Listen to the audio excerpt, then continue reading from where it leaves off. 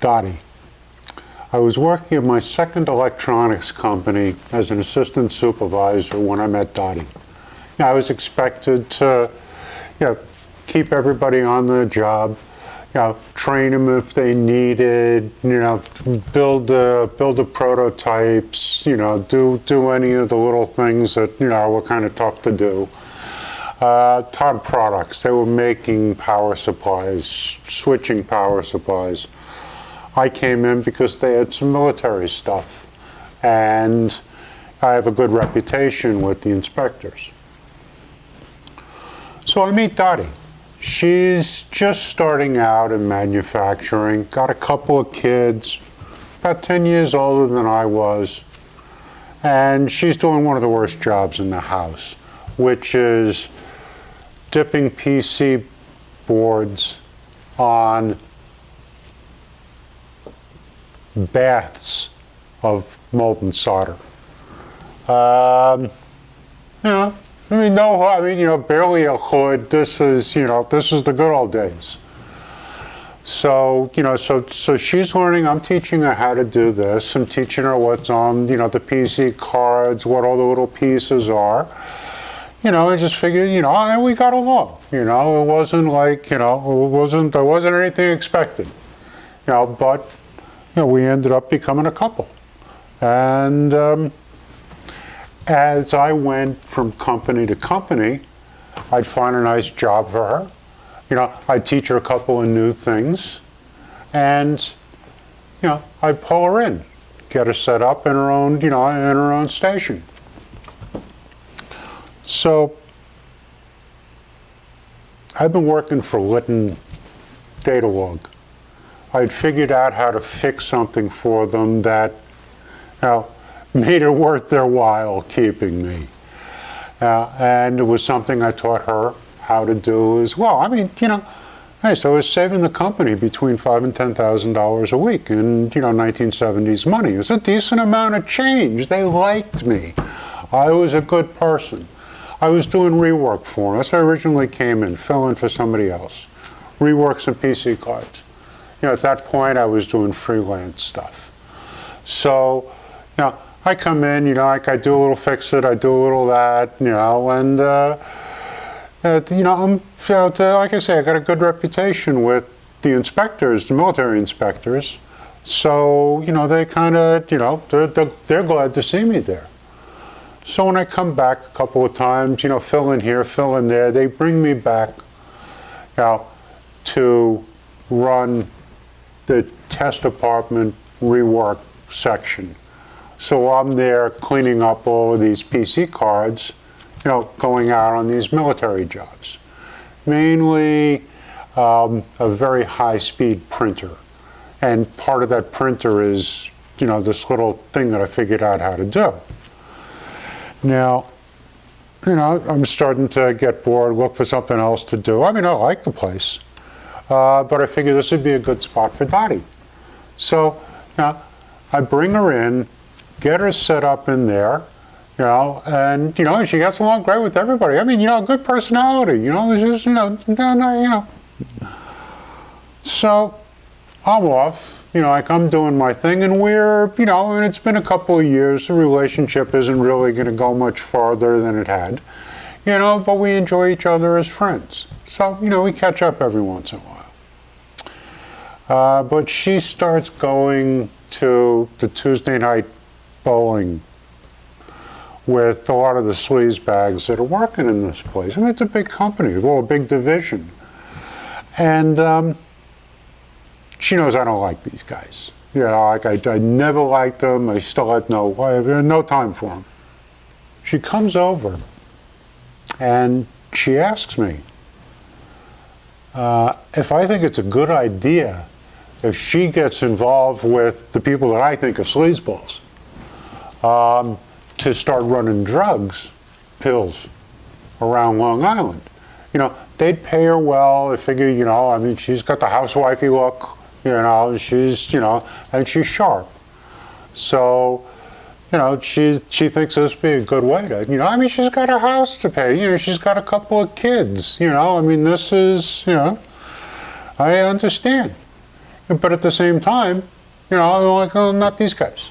But I had some friends, and I told them, look, you want to do something like that, I can probably get you hooked up on a pot run.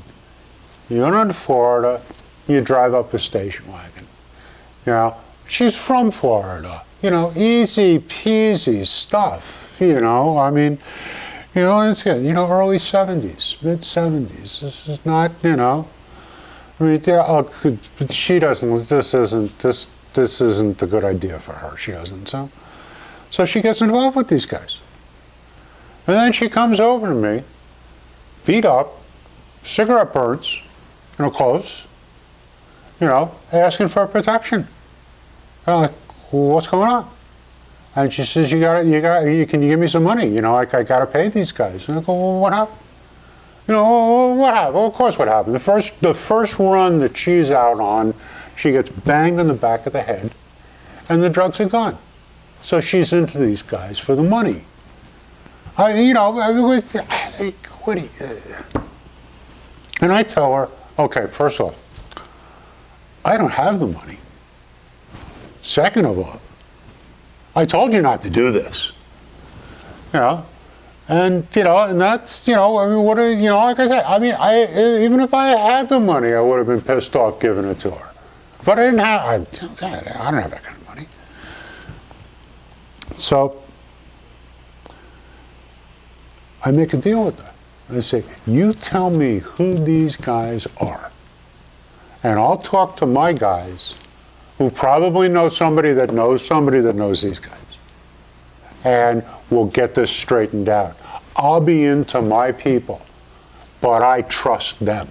I don't trust your guys. She won't tell me who they are. What can I do? There's nothing I can do. She comes by every once in a while just to get away, just to unwind, and I basically lose track. Like I don't see her for a while. Year goes by. I get called back to Lytton to work in the incoming inspection. They got this fancy new thing that they're building. They need somebody to learn this new inspection procedure so that all of these parts that are coming in, can be inspected to this funky new machining, drafting, symbol referencing system called true positioning. So I'm like, cool. Dottie's still working there. We really don't, we don't talk. Like I'm off on my own thing. I'm in the other side of the building.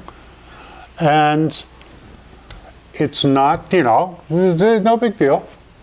And I'm there for, 6 months, 9 months, something like that, as all of these parts are coming in. Now, once they finish coming in, because I'm working for quality assurance at that point. So quality assurance was also in charge of that rework station that I had set Dottie up with in the test department. Now I'm being asked to go back to the test department to handle this job as it's being built. Because they know this is an engineering job. This is a big deal. This is the first fax machine. It's a combat unit, so it's the size of a college refrigerator. It's got to be able to take a ballistic shock. It's got to have drop test. It's got to have, salt spray. It's got to have fungus testing. It's got to go through all of these things. As well as being, a fax machine. Not a digital fax machine. This is totally new. Anytime before you want to transmit a picture, you put an actual picture in this machine, and you put a cover over it, and you roll and roll and roll, and then there's this little photoelectric eye that'll send the signal to another machine. And this takes about a half an hour, maybe more, because it's a quality photograph. But on the other end of it, they still, after this half an hour, they've still got to take it, bring it into a dark room and develop it because it's a photograph. This is a dry piece of paper. Some of them we could blow out in 8 seconds. So boom, here's an image. I mean, it wasn't a great image, but, it was better than all these cheesy fax machines that you see now. 16 shades of gray, 720 DPI resolution. They're essentially a photograph.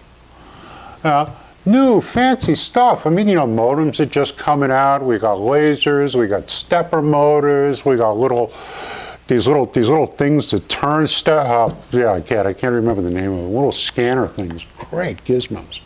So this is all this fancy stuff. I'm not going to turn this job down. This is the greatest thing in the world to me. My God. You don't get this. This is a once in a lifetime opportunity for somebody like me. Because I don't have an education. I'm just doing this because I happen to be good at it. So there's a little friction coming back into the test department because I've got my own area because they're separating this from production because this is an engineering job. I'm working for the engineers rather than for the production department because this thing still is a mess. I mean, when I finally get the unit from production, there are cables hanging out all over the place, because they need a hole in the wall to run the cable through, or they didn't know how to do something. The blueprints weren't off with this, So it's this big, potential, and and I'm in love. I'm on the job for the next year and a half. I love this thing. I end up going out in the field with it the first time when it's being tested. It's just everybody loved this. I mean, the generals. My God, the generals are after this thing. So, I'm doing this, and and like I say, we're kind of frosty, but and I figure, well, like I'm in her territory, and I'm doing my thing. But time comes when, my engineering part is over, and it's going to start going. The parts are going to start going through production and through Dottie's rework. Now, I had already been having little rumbles from my test guys. These are test guys. These are guys I'd known for years. They're coming to me after work, after Dottie's gone. They say, "Look, could you fix this for me because I'm having problems over with the department." They were getting a little full of themselves because I know she's capable. She just didn't want to spend the time. So time comes and she starts getting these PC cards for this unit. Now, these are big cards, and they're little teeny squiggle things, because this is a complicated gizmo. This is the first time that there are, PC chips that have got RAM memory. A guy comes in one day, he's holding the chip like it's, my God, I don't want to drop it. It's got 4K of RAM on it. It's like, holy, we're all geeking out on this because this 4K of RAM on a chip, you can solder it into a PC card. My God. So she's having problems with these PC cards. The lands are coming up, and, that's, military stuff, you can't, if there's hunks of the PC card flying up, that's, you can't do that. I mean, you throw away the board, unless you find some way to fix it. So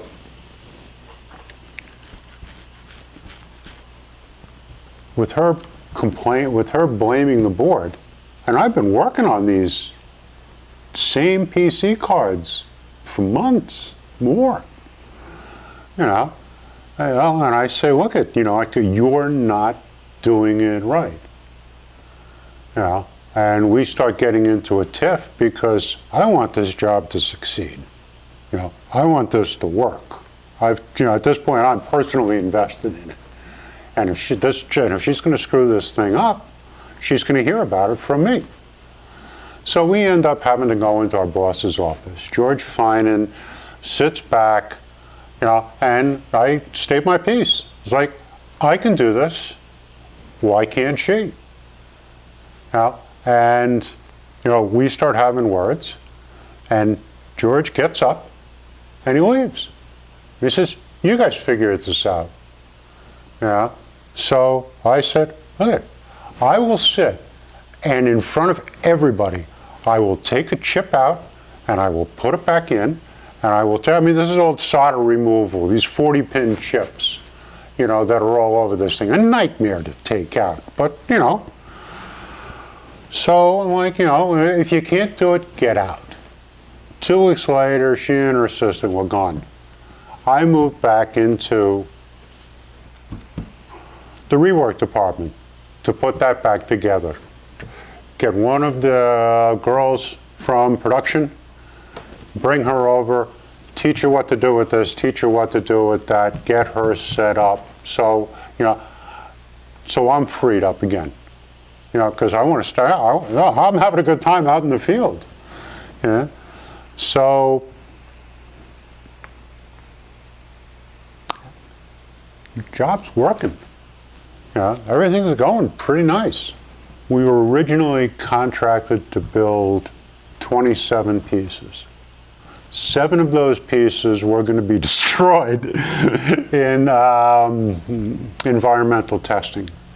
Maybe not destroyed, but so badly banged up that it's not part of what they'd eventually use.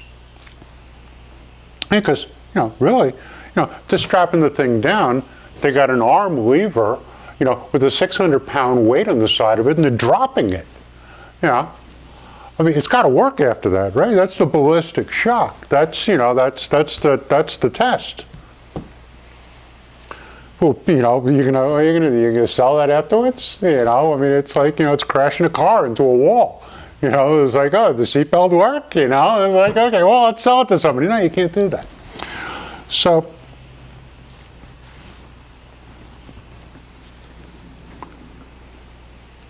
job's getting close to the end. And I've got a feeling that, we're not going to get it when it gets to be a contract. It's too big.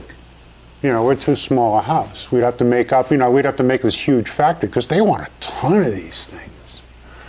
I'm talking with the president, and so I'm telling him, look at, you should start making a commercial version of these things. You'd really clean up the lawyers, the banks. They'd love to be able to get all this stuff on paper back and forth. Nah, we're going to make enough money off the military. This is David Slater. This is the president of the company. This is what he's telling me. And then he tells me that they're getting $90,000 a pop, and they're making 16,000 of these. And that's Mama Lytton. Mama Lytton makes battleships, okay? So this isn't a big job for them, but it's way beyond our means. So, to get the contract, we become part of Lytton Amicom because they want to keep it in the family, And this way, if it's, like if the contract is signed with Lytton Amicom, then, then they get to build it. Like if it was just signed by us, military could take the job anywhere they wanted to, have it, set it out for bid. But, since we have the experience, and I'm kind of, and I see a lot of people who are, moving down to College Park to be with, Lytton Amicom. Nobody's asking me. And I'm a freelancer at times. I'm not your normal bird. At the same time, they made me an associate engineer on this job. So, obviously I meant something to somebody. Now, I end up looking around for another job because they got the contract. They get the contract, then what do? Well, we're closing this company down. It's all gone. What's this? And I'm like, okay. I got out when the getting's good. I hate to see, this march towards death. It's horrible. So, so I get out. Now, a couple of weeks before I leave, I start to see one of the inspectors over in production. After the Dottie stuff, I said, like, no more, don't go out with anybody that you're working with. But I'm leaving, And, like, and she's, she's what, she's 6'2", she's got a sharp tongue, she's a good-looking woman, she's got a couple of kids, screwy husband that she's divorcing, and I'm like, this is, And I say, well, okay, let's go out for, let's go out for dinner, go out for a couple of dates. And we end up seeing each other for months, 6 months go by. And, I'm thinking, well, this might work out a long time. But every once in a while, she starts ragging on me, just, out of the blue for nothing. She's about this. And I'm like, okay, fine. I don't know what the problem is. It could be this, it could be that, I don't know. I just, just let it go, I mean, that's it. But then one time, it goes on for weeks, and it just doesn't stop. And I'm driving her home, and I pull a car over the side of the road, and I look at her and go, Valerie, what's the problem? You've been treating me like crap for the past 2 weeks. What's going on? And she looks at me and she says, I don't understand you. I don't understand you at all. You used to beat up Dottie all the time. What? Yeah, Dottie would come in all beat up, and she said that she'd smack her around. What? Yeah. So Dottie's getting banged around by these scumbags. She's showing up to work black and blue, and when people are asking her, she's saying, oh, Kirk beats me up every once in a while. Now, I know all these people. I've known them for years before they ever met her. I've been seeing some of the girls in the company. But I mean, everybody come on, everybody always treats me. It's, and nobody said a word. I have friends that is regular drinking buddies. Nobody said a fucking word. Ever. Because I go back the next day, I talk to the girl that I had trained to fill, to run that department again. Did Dottie say this? And she goes, yeah. Everybody knew.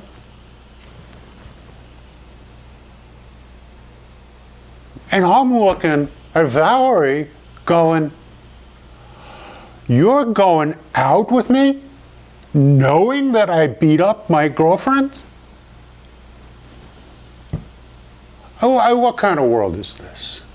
That's okay, enough. That's it.